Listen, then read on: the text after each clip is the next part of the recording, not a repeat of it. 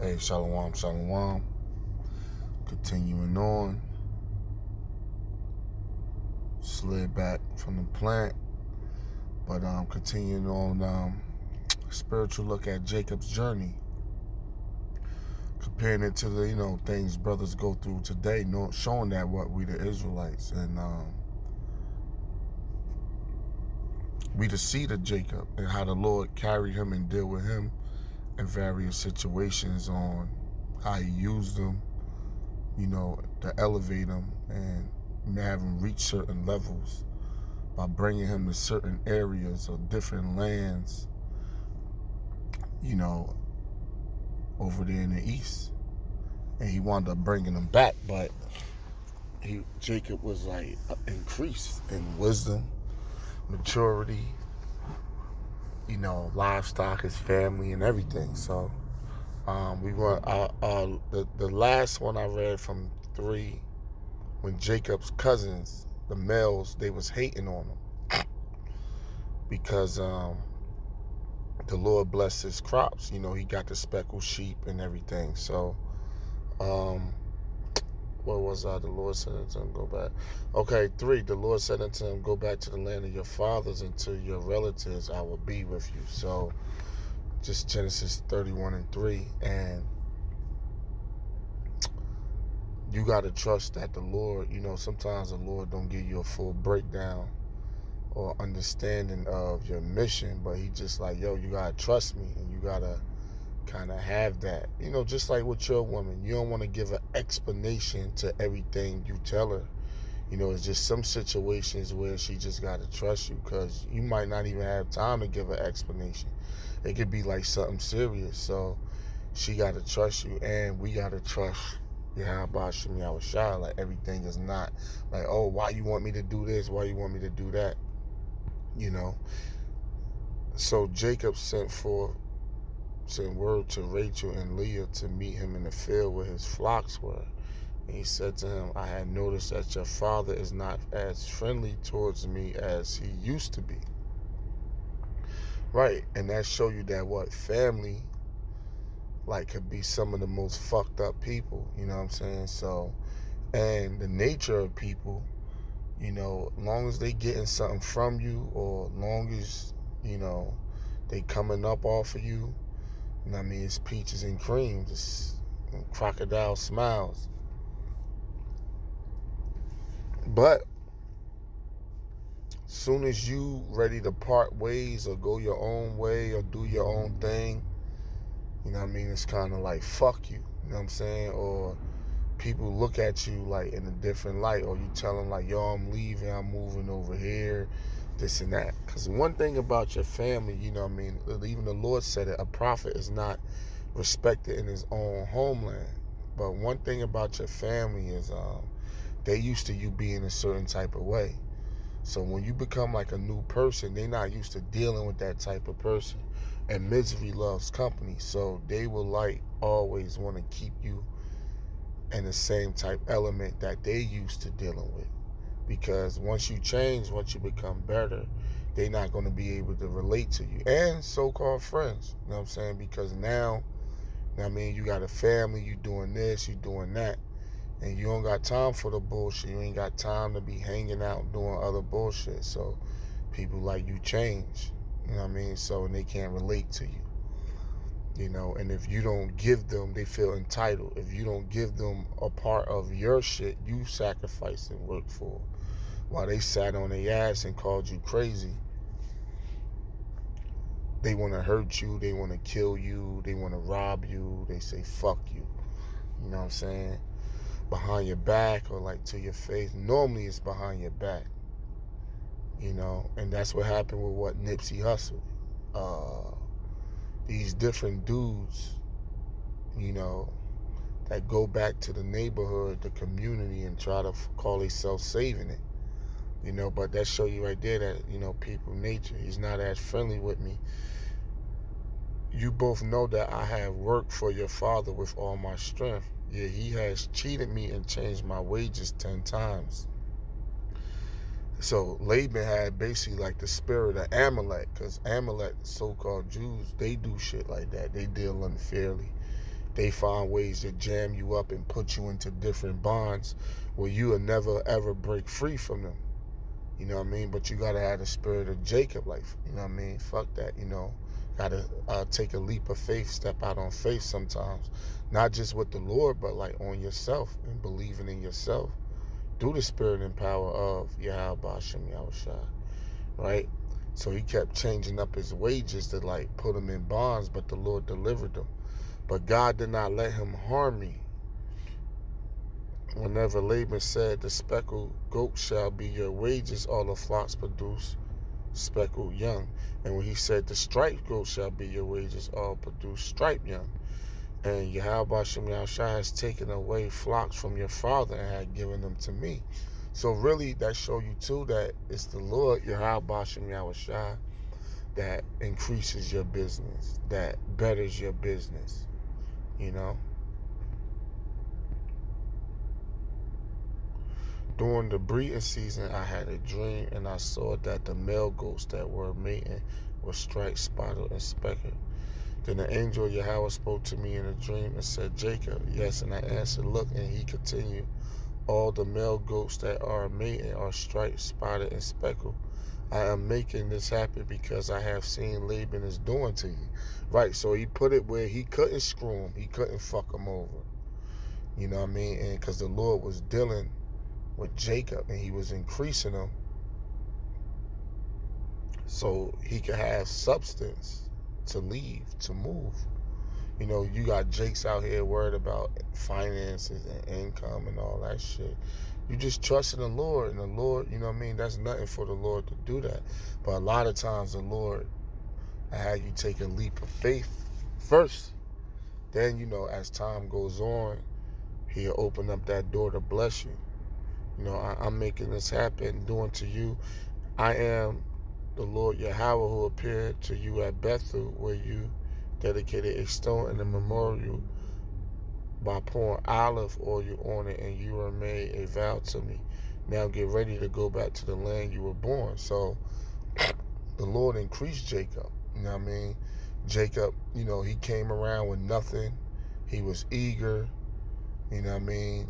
He was a hard worker. He didn't have much. You know, he was a supplanter, you know, a slickster, getting over on people. But now what? He came, built up his finances, his resources, and he knew how to take a L. That's wrong with a lot of you Jakes out there today. You don't know how to take a L. You know, a lot of situations you get jammed up in. You know, you ready to kill, you ready to take vengeance, and so on. Sometimes it's like, all right, fuck it, you got that. But it's all right, though, because the Lord going to get those who wronged you. Now, I mean, you did right by the Lord by doing your part. And whoever wronged you, they going, you know what I mean? The Lord ain't going to forget about them. But you don't got to take matters in your own hands. Sirach 28:1.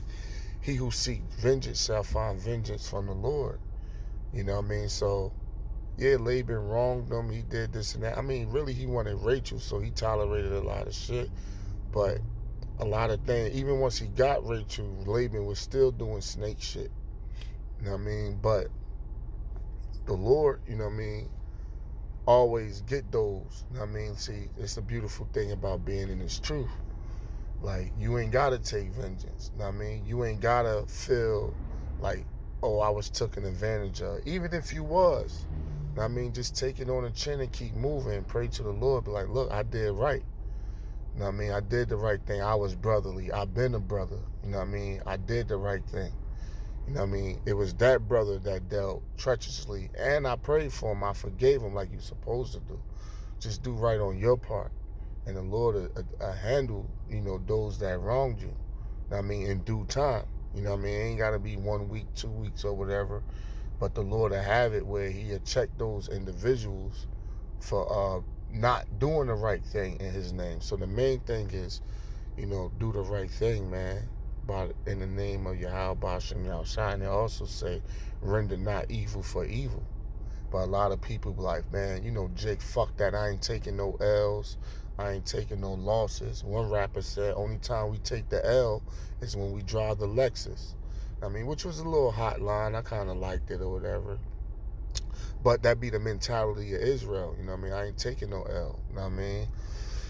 I ain't taking no losses. You know what I mean? Somebody try to short me, take a loss, they gonna have to pay. You know, but that's not the spirit. That's a lack of faith, actually, when you operate like that.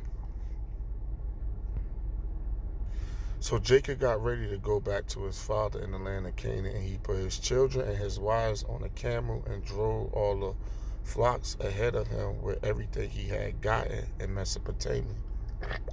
So you got to check out too, when he told his wives and them like, yo, let's get ready to bounce, they wasn't like fighting against him. Know what I mean? So that show you what you like. Your woman's supposed to follow your lead. You be having dudes, even brothers in the truth, to be honest, know what I mean, following they women. Like they went, oh, my woman want to move to Florida, or she want to move here, and you following her all around the damn country. That shit don't work like that. You supposed to be the head. You supposed to be the lead. You supposed to say what's what. And if she don't want to come, fuck her, man. You got to go off of what the Spirit of the Lord is telling you. I mean, the kids and all that, like, you gotta leave them behind, because at the end of the day, it's the Lord who watches over them anyway. It's the Lord who protects them anyway. And if you don't serve the Lord, you's a dead man, and your kid's a dead man anyway, when you really look at it. Or dead woman if you got daughters anyway, if you really look at it. You know, so, but they was ready to go with him. You know what I mean? They ain't give him no lip. Well, it ain't written.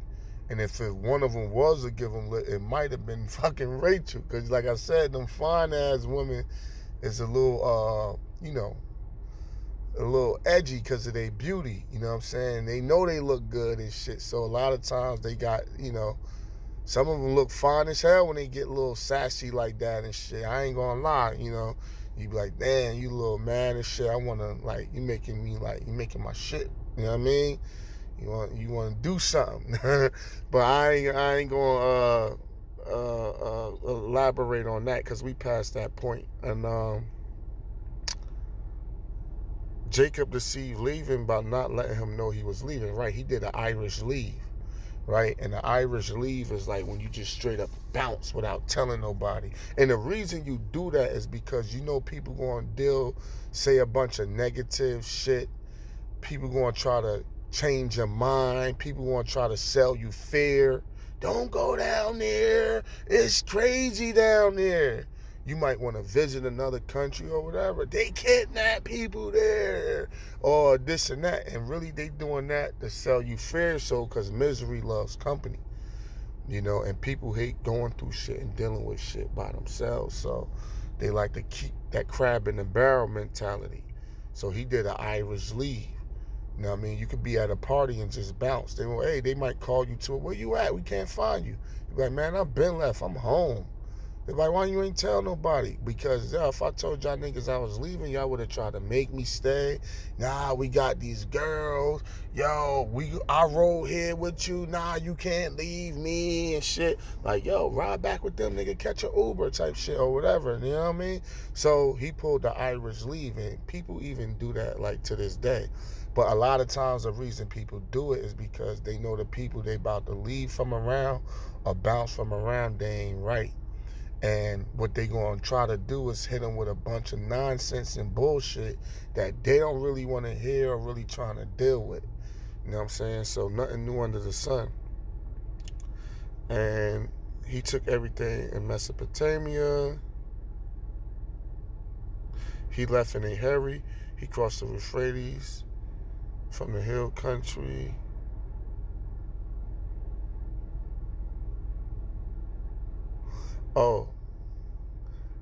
Mesopotamia, verse 19. Laban had gone to shear his sheep, and during his absence, Rachel stole his household gods and belonged to her father. Jacob deceived Laban by not letting him know he was leaving. He took everything he owned and left in a hurry. He crossed the Euphrates River and headed for the country of Gilead. 3 days later, Laban was told that Jacob had fled. He took his men with him and pursued Jacob 7 days until he caught up with him in the hill country of Gilead. In a dream that night, Yahweh came to Laban and said unto him, be careful not to threaten Jacob in any way. See, because Laban was mad, you know, and he like, yo, the Lord like, yo, don't threaten him, because, you know, that could possibly, you know, put fear in Jacob and derail him from the course that the Lord want. You know, like Jacob had set up his camp in the mountain. Laban set up his camp with his relatives in the hill country of Gilead. Laban said to Jacob, why did you deceive me and carry my daughters like women captured in war? Why did you deceive me and slip away without telling me? Like, first of all, and that's how, like, family could feel. That's why sometimes you gotta, like, get the fuck away from them. You know, first of all, that's Jacob Wiles. He paid the dowry.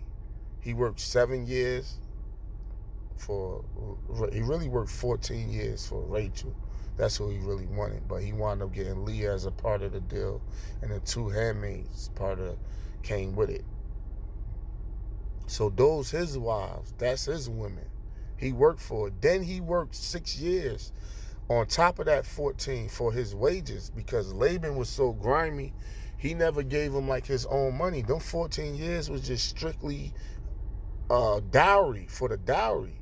He ain't really had shit to like hold it down with. So he put up another 6. So really Laban got like 20 out of him. Now, I mean, that's kind of like what these jobs be pulling out of people. I mean, now it's worse. I mean, I remember before you could put up like 20, 25 years and retire. Now Esau won 30, 35 years, some crazy shit. You damn near dead before you could like get that pension or whatever, you know?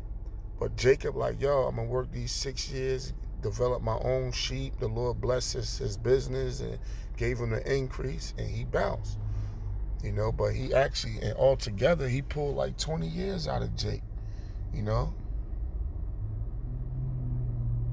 If you had told me, I would have sent you away with rejoicing and singing and music of timbrels and harp, which is bullshit, you know? You did not even let me kiss my grandchildren and my daughters goodbye. So he just trying to play a shaming game so Jacob could feel like, damn, that was a little extra. But he was in the right spirit by dipping without telling him, I'll write you a letter or something. Nigga, I'm out. That was a foolish thing to do. I had the power to do harm to you, but last night the power of your father warned me not to threaten you in any way. I know that you left because you were so anxious to get back home, but why did you steal my household gods? So he had like idols and shit. But really, Rachel took him. And maybe she took him because she came up like under like a pagan type order, fucking with Laban, and maybe she thought, you know, just extrapolating that it was, you know, good luck on the way there or whatever, you know. Laban went and searched Jacob's tent. Jacob didn't know Rachel had stolen Laban's idols. But when Laban searched the tent, he went into Leah's tent and the tents of the 2 slave women, but he did not find his idols, the gods. And he went into Rachel's tent, but Rachel had taken the household gods and put them into the camel's saddlebag and was sitting on them. Laban searched thorough through the whole tent, but did not find them. Rachel said to her father, do not be angry with me, but I am not able to stand up in your presence. I am having my monthly period. So that shows you how deceptive women are. You know what I'm saying? And they will lie. It was this wise saying. I thought it was remarkable. It was like, women are not necessarily liars. It's just that they are so subject to their emotions that their truth changed from moment to moment. So basically, like when Sarah lied to the angel, it wasn't like that she deliberately wanted to lie, but that heat was there, and, you know, shit was getting questioned and things came up, and she just like instantly in that emotion defended herself. And one thing that's most important to women is their feelings. So she was able to change what happened and lie about it based upon how she felt at the moment. And when her feelings change, her word would change, her thoughts would change, and so on. And you can't really fully get mad. That's kind of like how they was designed. And that's why, the Lord set us up as being heads over them. And they got that saying, the woman without instruction from a man, a strong man, is headed for destruction. Which is ultimately true, because they was designed to be guided by men. Don't be angry with me. So she's like, yo, I'm on my cycle. Like, I can't stand up. Laban searched, but did not find his household odds. Then Jacob lost his temper. What crime have I committed? He asked angrily. What have I broken? What law have I broken that gives you the right to hunt me down? Now that you have searched through my belongings, what household article have you found that belongs to you? Put it out here with your men, and mine can see it, and let them decide which one of us is right. I have been with you now for 20 years. See, for 14, and he worked for his own. Your sheep and your goat have not failed to produce, because he blessed his business, and I have not eaten any rams from your flock. Whenever a sheep was killed by wild animals, I always bore the loss myself. I did not take it to you to show that it was not my fault. You demanded that I make good anything that was stolen during the day or during that night. Many times I suffered from the heat during the day and from the cold at night. I was not able to sleep. I mean, he was driven, he dealt fairly, but when Jacob first came around, he was dealing unfairly, supplanting Esau and all that, even though that was the Lord's will and it was supposed to pan out like that. But now he's kind of more of a man of honor. Like, yo, I work for my shit, you know what I'm saying? Like, I don't owe you nothing, you know what I'm saying? Like, and like yo, you hounded me, like the Lord blessed me to bless your business, like I'm gonna go my way.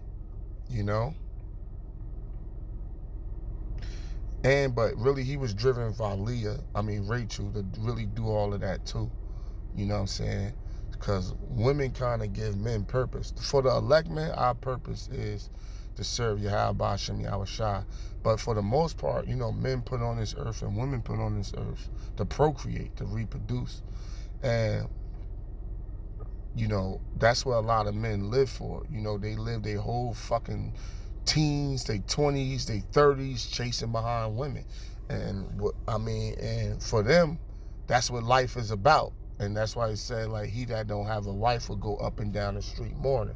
But us as men of the Lord, we know, like, life is way more about that and more abundant than just Eve, But that's all Jake lived for, And the pocket said, a man still kill, cross land and sea, and just to bring it back home to his woman, But I have suffered from, 14 years I worked for your 2 daughters and 6 years for your flocks. And even then you changed my wages 10 times, verse 42. If the God of my fathers, the God of Abraham and Isaac, have not been with me, you would have already sent me away empty-handed, see? You know what I mean? And that's why all praise to Yahweh Hashem Yahushua. But Yahweh has seen my trouble and the work I have done. And least night he had gave me his judgment. Last night he gave me the judgment to bounce. Just like he told Joseph and Mary to run into Egypt when Herod was looking to kill Yahushua. And the Lord saw that he dealt righteously, and the Lord pleaded his cause. Laban answered Jacob and said, the young women are my daughters. Yeah, they're your daughters, but I work for them. Once you pay a dowry and they my wives. Your father, let me say something, like a woman's father don't have priority over her husband. If your wife father I need you to come over here, and you like, nah, and she gotta be like, nah, my husband told me to stay home till he get back. She can't go over her word against yours. Now, if he hasn't, you haven't like paid the dowry and the marriage and all that, then yeah, but like that's why you give her away.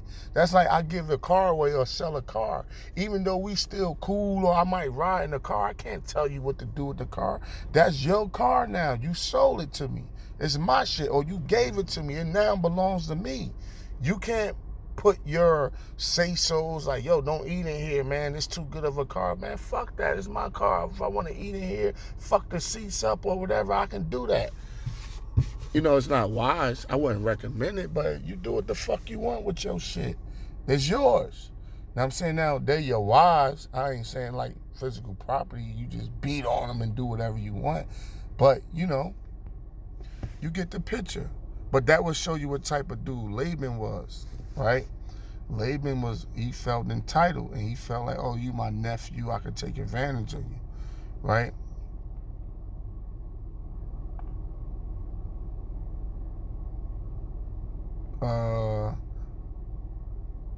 These young women are my daughters. They children belong to me, see? And these flock are mine. In fact, everything you see here belong to me. But since I can do nothing to keep my daughters and their children, I'm ready to make an agreement with you. Let's make a pile of stones to remind us of our agreement. Right? So Jacob got a stone and set it up as a memorial.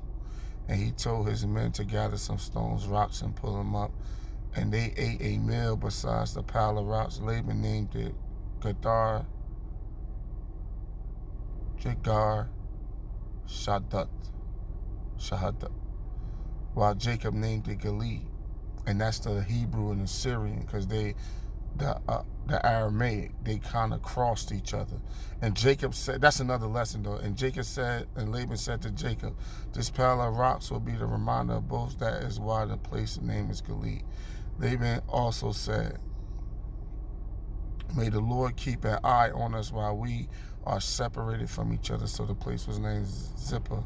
Laban went on, if you mistreat my daughters, or if you marry any of the women, even though I don't know about it, remember that God is watching us, right? So that's kind of what, you know, you don't want to, you know, you got Eve or whatever. Hey, the scripture do say, be not bitter towards thy wife.